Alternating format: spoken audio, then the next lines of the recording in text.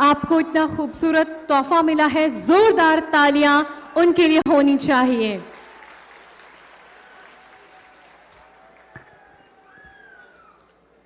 बिहार के उप मुख्यमंत्री माननीय तेजस्वी यादव जी, पार्लियामेंट में मेरे सहयोगी संजय जायसवाल जी, मुरारी प्रसाद जी, अशोक चौधरी जी, इस क्षेत्र के सांसद छेदी पासवान जी,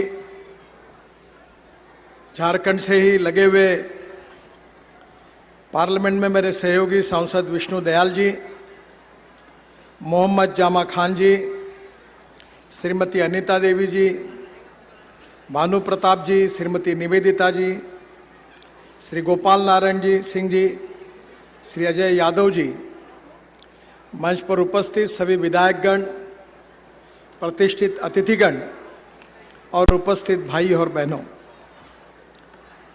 वैसे ये पुल के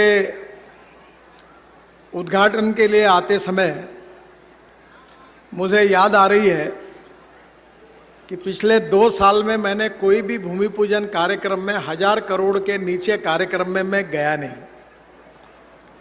पर आज इस पुल में आते हुए मुझे आनंद इस बात का हो रहा है कि ये ब्रिज की बहुत बड़ा इतिहास है। ये ब्रिज करने के लिए बिहार के पैकेज में हमने कोशिश की थी, कुछ अड़चनें आ गई, यहाँ फॉरेस्ट के कारण कुछ अड़चनें थी, अभी भी है, और इसलिए स्वाभाविक रूप से ये पिछड़े हुए क्षेत्र में इस ब्रिज का महत्व भी बहुत ज़्यादा है। ये झारखंड, उत्तर प्रदेश, बिहार और छत्तीसगढ़ तीनों राज्यों को जोड़ने वाला है और पंडुका और झारखंड के गढ़वा जिले के श्रीनगर तक दूरी तय करने के लिए 1 से 50 किलोमीटर का यहाँ चक्कर काटना पड़ता है। ये समस्या जो थी, ये हल करने के लिए ये पुल अब मंजूर हो रहा है और वाहन वालों को पंडुका से भाया NH 119 होकर डेहरी पुल से गढ़वा झारखंड आना जाना पड़ता है, पर पंडुका से गढ़वा तक जाने के लिए 150 किलोमीटर की दूरी तय करनी पड़ती है और इस पुल के बनने से 4 घंटे का समय भी बचेगा और ईंधन भी बचेगा। मुझे और खुशी है कि विशेष रूप से बिहार का जो खोआ है वो इस बार काफ़ी ट्रांसपोर्ट में सुविधा होगी, जो झारखंड के बाजार तक भी जाएगा और इसके विकास का भी बहुत फायदा होगा। जो 3 ग्रीनफील्ड कॉरिडोर हम बना रहे, वो सासाराम से 2 ग्रीनफील्ड एक्सप्रेसवे तथा 1 इकोनॉमिक कॉरिडोर गुजर रहा है, जो रोहतास और सासाराम क्षेत्र के विकास को नई गति देगी। इस ब्रिज के निर्माण में विशेष रूप से मुझे इस बात की खुशी है कि छेदी पासवान जी को मैं विशेष रूप से धन्यवाद दूंगा कि उन्होंने एक दिन, वो मेरे यहाँ जब इस पुल का काम मंजूर नहीं हो रहा था, वो बोले मैं बैठ ही जाता हूँ, मैं उठता ही नहीं हूँ, और उन्होंने आपकी समस्याओं का किला इस प्रकार से लड़ा कि मैं अधिकारियों को मैंने कहा कि भाई सब बातें छोड़ दो, ये छेदीराम जी इतने बार मेरे पास आए हैं, अब इसको मंजूर करो और इसका तुरंत लेटर दे दो और इस विषय को समाप्त करो। तो मैं छेदी पासवान जी को विशेष रूप से धन्यवाद देता हूं और उसके साथ साथ हमारे झारखंड के सांसद विष्णु दयाल जी को भी, वो भी इसके लिए बार बार आए। ये दोनों के जीवन में इस ब्रिज का सपना आज पूरा होते हुए दिख रहा है, इस बात की मुझे खुशी है। मैं दोनों को भी बहुत बहुत बधाई देता हूं, उनका अभिनंदन करता हूं। और विष्णु दयाल जी ने जैसे कहा है कि इसका उद्घाटन करते समय वो झारखंड में कार्यक्रम करे, तो जरूर मैं उसके उद्घाटन के लिए झारखंड में आऊंगा, ये भी विश्वास विशेष रूप से देता हूं। मुझे इस बात की खुशी है कि पटना आरा सासाराम जो ग्रीनफील्ड एक्सप्रेसवे हम बना रहे हैं, ये पटना से सासाराम तक 4000 रुपए करोड़ की लागत से 118 किलोमीटर लंबा 4 लेन ग्रीनफील्ड एक्सप्रेसवे बना रहे हैं। ग्रीनफील्ड का मतलब यह है कि ये पूरा रोड अभी नया बनाएंगे और इससे निश्चित रूप से इस हाईवे से पटना से सासाराम तक 4000 करोड़ का जो हाईवे बनेगा, इससे विकास में एक नई दिशा मिलेगी। इस एक्सप्रेसवे का काम मार्च 2023 तक शुरू हो जाएगा, ये विश्वास भी मैं आपको सबको देता हूं। यह कॉरिडोर पटना के गोंडवा, पटरी, रामतरी, आरा जिले के कायमनगर, बामपाली, असनी, भोजपुर जिले की गढ़नी, उद्वंत नगर, तराड़ी और रोहतास जिले के गंगोली, अखोड़ी गोला, सूरा से होकर सासाराम तक बनेगा। यह कॉरिडोर जो बात की गई है, ये पूर्वांचल एक्सप्रेसवे के रास्ते वाराणसी, प्रयागराज तथा लखनऊ और दिल्ली एवं कलकत्ता के लिए भी एक नई कनेक्टिविटी आप सबको या विशेष रूप से सासाराम जिले के लोगों को मिलेगी। इस बात की मुझे बहुत खुशी है। हम वाराणसी से कलकत्ता एक ग्रीनफील्ड हाईवे बना रहे हैं, जिसकी लागत 40,000 करोड़ रुपए है। ये भी ग्रीनफील्ड है, जो 620 किलोमीटर 6 लेन का एक्सिस कंट्रोल एक्सप्रेसवे बना रहे हैं, जो वाराणसी से कोलकाता की सफर 12 घंटे लगती है, वो 5 घंटे में हो जाएगी। ये विश्वास मैं आप सबको देता हूं। इसमें बिहार में 10,000 करोड़ की लागत से 163 किलोमीटर का कॉरिडोर बनेगा और यह कॉरिडोर उत्तर प्रदेश के चंदौली से शुरू होकर मुगल सराय, बिहार के भभुआ, कैमूर, रोहतास, सासाराम, औरंगाबाद, गया और झारखंड के चतरा, हजारीबाग, रामगढ़, बोकारो तथा पश्चिम बंगाल के पुरुलिया, बांकुरा, पश्चिमी मेदिनीपुर, हुगली होकर हावड़ा जाएगा और इस ग्रीन फील्ड्स पर बनाकर खड़गपुर को भी जोड़ा जाएगा और इसका भी काम सितंबर 2023 तक शुरू हो जाएगा। फिर जो चौथा जो है वो इम्पोर्टेंट है, वाराणसी औरंगाबाद चोरदहा इकोनॉमिक कॉरिडोर। ये 5,000 करोड़ की लागत से 262 किलोमीटर 6 लेन लंबा वाराणसी औरंगाबाद चोरदहा इकोनॉमिक कॉरिडोर बनाया जा रहा है।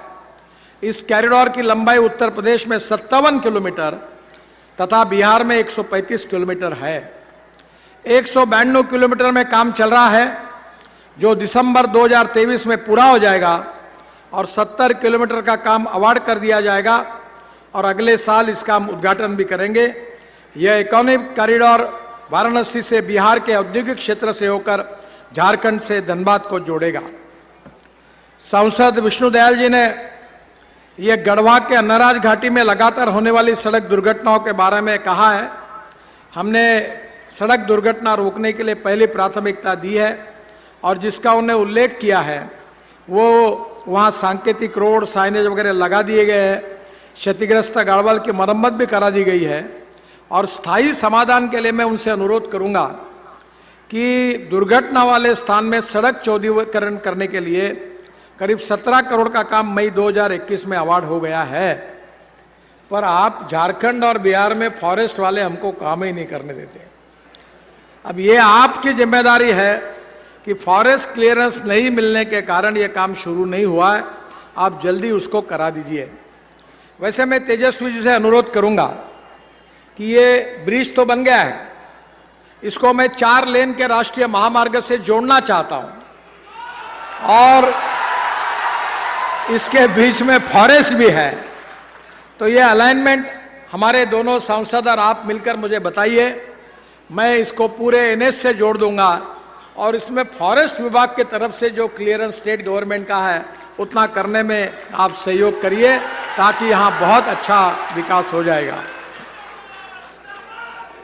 बिहार में 2024 समाप्त होने तक हम लोग 3 लाख करोड़ रुपए के काम पूरे करेंगे। 1,10,000 करोड़ रुपए की लागत से हम ग्रीनफील्ड यानी एकदम नए रोड बना रहे हैं। करीब 1 लाख करोड़ की लागत से 2800 किलोमीटर लंबे एनएच का डीपीआर बन रहा है और करीब 40,000 करोड़ की लागत से 1300 किलोमीटर का काम 22-23 में पूरे हो जाएंगे। ये बात जरूर है कि 30,000 करोड़ की लागत से 15 ब्रिजों का हम निर्माण कर रहे हैं।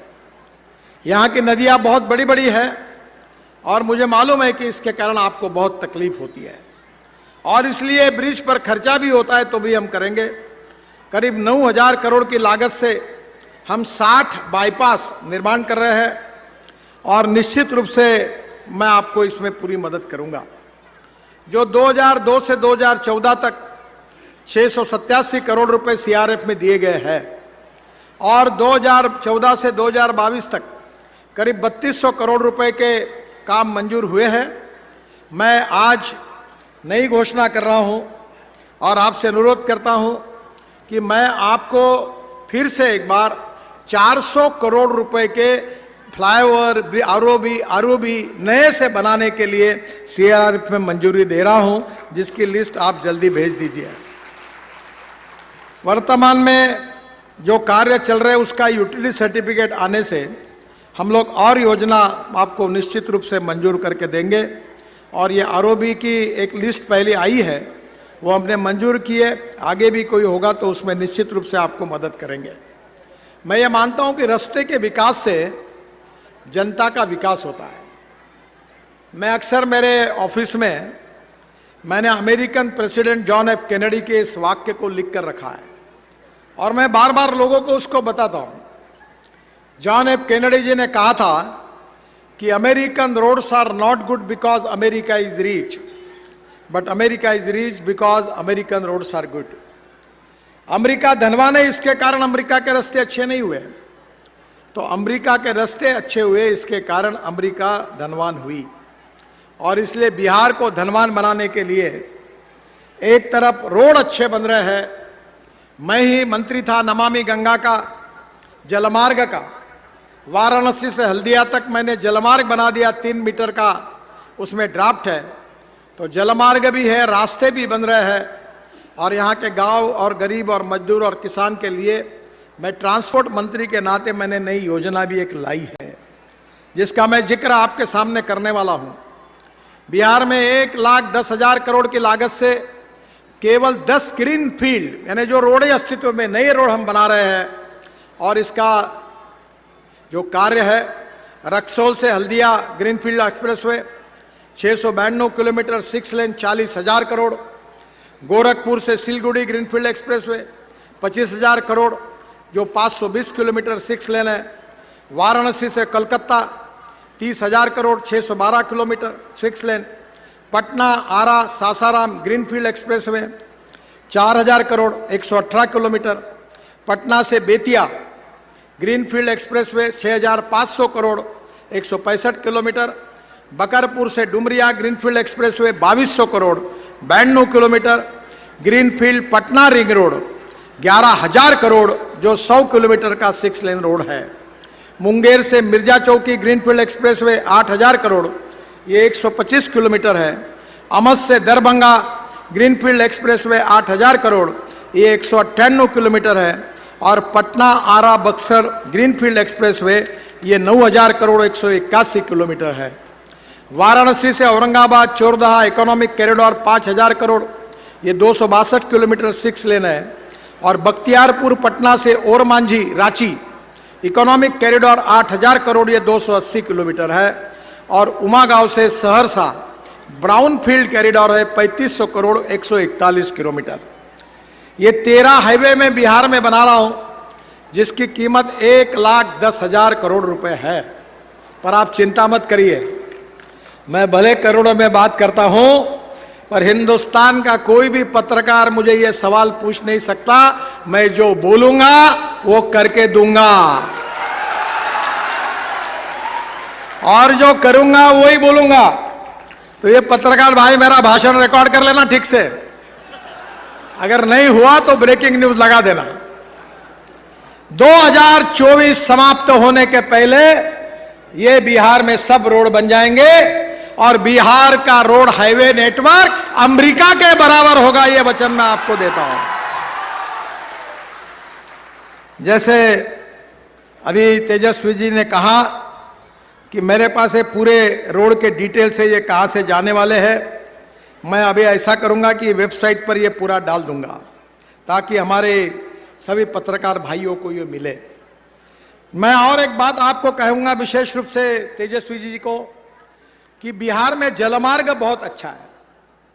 और जब मैं मंत्री था तब मेरा सपना था कि मैं पटना में हवाई जहाज को पानी पे उतारूं। जैसे हवाई जहाज एयर स्ट्रिप पे उतरता है और पानी पे उतरता है, उसको एमपीबीएस सी प्लेन कहते हैं। मैं खुद मुंबई के समुद्र में उतरा हूं, फिर हमने सरदार सरोवर को सर्विस चालू कर दी। अब स्पाइस जेट ने 100 विमानें खरीदी की है, मैंने नियम बना दिए हैं। अब इसके बाद में गुवाहाटी में ब्रह्मपुत्रा में पानी पे जल्दी उतरने के लिए जाने वाला हूं विमान में बैठकर। मेरा आपसे अनुरोध है कि ये जो फ्लाइंग सेम एमपीबीएस सी प्लेन है, वाटर प्लेन है, इसकी शुरुआत बिहार में करा दो, ताकि अगले बार मैं आऊंगा झारखंड में तो इसी नदी के पानी में उतर जाऊंगा, यही डायरेक्ट पहुंच जाऊंगा। जब हमारे एविएशन मंत्री जी को मैंने कहा कि तुमने इसका कानून जल्दी बनाओ, तो जरा देरी हुई, तो मैंने कहा देखो, मैं जिसको आप एमपीबीएस सी प्लेन कहते हैं उसको मैं फ्लाइंग बोट कहता हूं, हवा में उड़ने वाली बोट। और तुम अगर जल्दी नियम नहीं बनाओगे तो मैं शिपिंग मंत्री के होने के नाते जल्दी बनाऊंगा। आज सब नियम बन चुके हैं। आज बिहार में गंगा है, गंडक है, सोन नदी है। उत्तर प्रदेश और बिहार का ट्रांसपोर्ट, पानी पे उतरने वाले हवाई जहाज आएंगे तो टूरिज्म दुगना होगा और बिहार के लड़कों के हाथों को काम मिलेगा। यही हमारा सबका सपना है। अभी जो मैंने हल्दिया से वाराणसी बनाया वो पूरा हुआ है। वाराणसी से प्रयागराज भी मैंने जलमार्ग बनाया है और वर्ल्ड बैंक को मैंने एक रिपोर्ट सबमिट की थी। देखिए, मैं बड़ी बातें ऐसी कर रहा हूं कि जो तुमको आपको विश्वास लगने के लिए थोड़ा समय लगेगा। आप मुझे जानते नहीं हो ज़्यादा, पर जो मुझे जानते हैं उनको मालूम है कि मैं जो बोलता हूं वो 101% होता है। इसलिए आप विश्वास रखिए कि जलमार्ग के तरफ भी बिहार की सरकार की ओर से तेजस्वी जी आप ध्यान देंगे तो रोड से जाने के लिए अगर 10 रुपए खर्चा होता है, रेलवे से जाने के लिए 6 रुपए लगता है, तो पानी से जाने के लिए केवल 1 रुपया लगता है। और मैंने जो रोड बनाया है वो सोनीपत, पानीपत से यमुना से डायरेक्ट दिल्ली से मथुरा, मथुरा से आगरा, आगराबाद से इटावा, इटावा से प्रयागराज, प्रयागराज से वाराणसी और वाराणसी से हल्दिया और हल्दिया के बाद बंगाल की खाड़ी और वहां से ब्रह्मपुत्रा और ब्रह्मपुत्रा से आगे मैंने जलमार्ग बनाया है। तो मैंने बांग्लादेश के प्रधानमंत्री जी के स्पेशल रिक्वेस्ट पर वहां जो मुंगली पोर्ट है वो 250 किलोमीटर बांग्लादेश में घुसकर मैंने जलमार्ग बना के दे दिया है। तो पूरा दिल्ली से सोनीपत से नॉर्थ ईस्ट के लिए नहीं, केवल कलकत्ता हल्दिया तक नहीं, तो south east Asia, Indonesia, Malaysia, China तक ये जलमार्ग जाएगा और इसमें काफी तरक्की होगी और बिहार, झारखंड, उत्तर प्रदेश, यहाँ के लोगों को नए रोजगार मिलेगा। इतना ही नहीं, तो मैंने कार्गो परिवहन के लिए गंगा एवं उसकी सहायक नदी गंडक, वहां भी जोड़ने के बारे में जलमार्ग बनाकर उसका डीपीआर बना के रखा है। मेरी आपसे रिक्वेस्ट है कि निश्चित रूप से इसके तरफ आप जरूर ध्यान दीजिए। कालूघाट में इंटरमोडल टर्मिनल बन रहा 80 करोड़ का। इतना ही नहीं तो रो रो टर्मिनल, रो रो पैक्स बन रही है, जहाँ ट्रक और बसें जहाज में डालेंगे उधर पहुंच जाएंगे। तो विशेष रूप से ये भी विषय के तरफ आप ध्यान दीजिए। नमामि गंगा में मैंने बिहार को 6000 करोड़ रुपए दिए थे, पटना के लिए 7 प्रोजेक्ट दिए थे और मैं चाहता था कि गंगा शुद्ध हो, अविरल हो, निर्मल हो। और जब मैं कुंभ में आया था तो पानी बहुत अच्छा था। मैं आज ये भी आपसे अनुरोध करूंगा कि ये नमामि गंगा के प्रोजेक्ट का भी आप और नीतीश कुमार जी दोनों के मार्गदर्शन में रिव्यू करिए, ताकि ये भी काफ़ी बड़े प्रोजेक्ट हो जाएंगे। आखिरी में मैं रिक्वेस्ट आपको भी करता हूं, जनता को भी करता हूं। मैं किसान हूं, मैं उद्योगपति नहीं हूं, और मेरे क्षेत्र में मैंने 15,000 युवाओं को रोजगार दिया है। मैं 3 चीनी मिलें चलाता हूं, और आपका जो राइस से जो हस निकलता है उसको क्या कहते हैं आप? हस को भूसी, मूसली, उससे मैं 80 मेगावाट बिजली तैयार करता हूं। तुम्हारे जिले को लगती होंगी उतनी बिजली तैयार करता हूं। और अभी मैंने ये जो परली है राइस स्ट्रॉ, इससे मैंने बायो सीएनजी बनाया है और देश का पहला मेरा ट्रैक्टर बायो सीएनजी पे चलता है। 1 लाख रुपए की बचत होती है। अब तुम्हारे यहाँ इतनी जमीन है, इतना अच्छा राइस होता है, चावल होता है, हाँ, ये राइस स्ट्रॉ है, तो मेरे पास आइए, फुकट में टेक्नोलॉजी दूंगा। गोविंद नारायण जी, तो आप आ जाइए और आप यहाँ ये पूरा इसमें सीएनजी बनाइए। आपकी ट्रैक्टर, आपकी बसेस, आपकी ट्रक उस पर चलेगी। और सबसे बड़ी बात, जो मेरे जीवन का सपना है, 2004 से मैं काम कर रहा हूं, वो सपना है कि इस देश के जितना पेट्रोल डीजल है उसको देश से निकाल देना है। ये देश का नहीं है। Import substitute, cost effective, pollution free और इंडिजिनियस। हम इथेनॉल बनाने की शुरुआत हमने की। मैं 2004 से बात कर रहा हूं, ये सुनते आए हैं, पर यहां कुछ काम नहीं किया इन्होंने। मैं अभी मेरे यहां हम लोग इथेनॉल पर चलने वाली बजाज कंपनी की स्कूटर, हीरो की स्कूटर, टीवीएस की स्कूटर और मोटरसाइकिल लाई है। इथेनॉल का रेट 60 रुपए लीटर है और पेट्रोल का 120 रुपए लीटर है। इथेनॉल के पंप की परमिशन दे रहे हैं। और जो ब्रोकन राइस है, जिसको कीमत नहीं मिलती, उस राइस से, उस चावल से हम इथेनॉल बना रहे हैं। 150 उद्योग उसके शुरू हुए हैं। तेजस्वी जी, यहां पूरा चावल होती है, चावल से इथेनॉल तैयार होगा तो इनके चावल को अच्छा भाव मिलेगा। अब देश में 450 करोड़ लीटर इथेनॉल केवल तैयार हो रहा है। हमारे देश में केवल पेट्रोल में डालने के लिए 20% के लिए 1000 करोड़ लीटर चाहिए। मैंने अपने घर पर इथेनॉल पर चलने वाली टोयोटा की गाड़ी कैमरी मेरे घर में है। जिसको डाउट है वो मेरे घर पर आओ, इथेनॉल के गाड़ी में घूमो। एयर कंडीशन गाड़ी है टोयोटा की, आपको पता ही नहीं चलेगा कि आप मर्सिडीज गाड़ी में किस में है। मेरे घर पर पानी से हाइड्रोजन निकालकर हाइड्रोजन पर चलने वाली टोयोटा की गाड़ी है, जिसका नाम है मिराई। मिराई यानी भविष्य। और ये हाइड्रोजन पर चलने वाली गाड़ी इतनी सुंदर है कि तेजस्वी जी, आप अगले बार आओगे तो हाइड्रोजन के गाड़ी में आपको चक्कर लगाऊंगा। और ये मैं क्यों कह रहा हूं कि ये हाइड्रोजन आप तैयार कर सकते हैं, किसान तैयार कर सकते हैं, बिहार के किसान तैयार कर सकते हैं। ये इथेनॉल आप तैयार कर सकते हैं। 16 लाख करोड़ का इंपोर्ट हो रहा है, आयात हो रहा है पेट्रोल डीजल की। अगर ये पैसा अगर किसानों के घर में जाएगा, इनके बेटों को रोजगार मिलेगा, तो हमारा किसान केवल अन्नदाता नहीं, ऊर्जादाता बनेगा। और जिसको चाहिए टेक्नोलॉजी, मेरे पास आ जाओ, सब सक्सेसफुल है। भारत सरकार ने स्वीकार किया है। अगर बिहार में आ जाएगा तो बिहार में लाखों करोड़ गांवों में जाएंगे और यहां के किसानों को सही कीमत मिलेगी। अब कौन से मक्के से इथेनॉल बनता है, और ये बिहार में बीच में काफी बड़े प्रमाण पर यह प्रयास हुआ कि पुरानी सरकार में भी कोशिश की। शहनवाज हुसैन मेरे पास बार बार आते थे, काफी प्रोजेक्ट मंजूर हुए हैं। मैं तेजस्वी जी से अनुरोध करूंगा कि यह विषय की तरफ आप ध्यान दीजिए।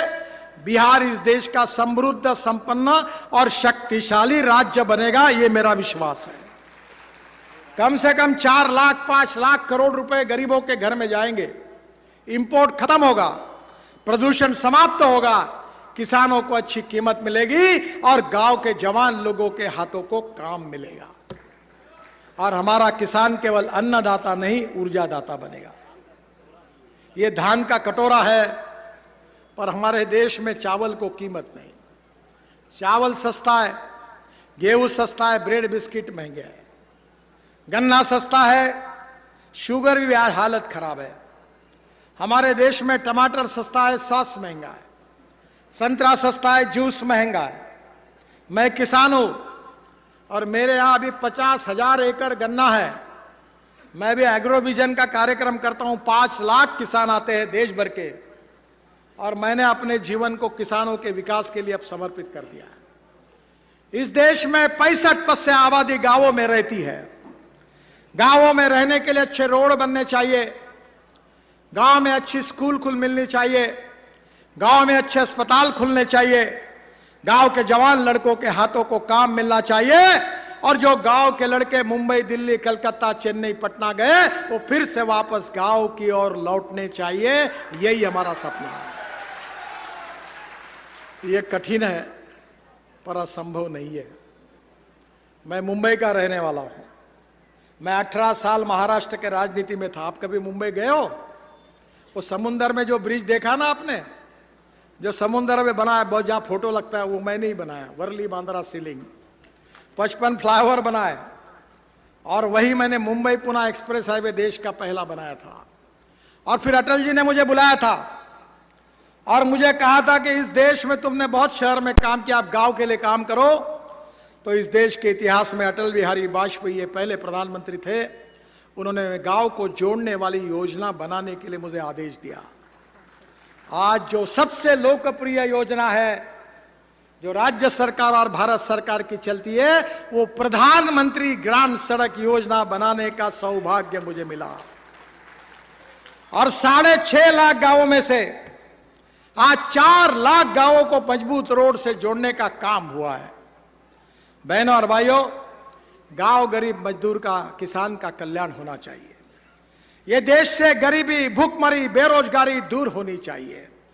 गरीब गरीब होता है, गरीब को जात, पंथ, धर्म और भाषा नहीं होती। और इसलिए मैं विकास के कामों में राजनीति नहीं करता। सरकार किसी का भी हो, कोई भी एमएलए हो, कोई भी एमपी हो, देश हमारा है और इस देश का हर नागरिक हमारा है, चाहे कोई भी पार्टी में हो, किसी को भी वोट दो। मैं विश्वास दिलाऊंगा कि हम सबका साथ, सबका विश्वास और सबका प्रयास। तो मैं तेजस्वी जी से अनुरोध करूंगा कि सब आपके प्रॉब्लम लेकर, एजेंडा लेकर दिल्ली आओ। आप जो जो काम बोलोगे वो पूरे मंजूर करके दूंगा। आरओबी हो, आरयूबी हो,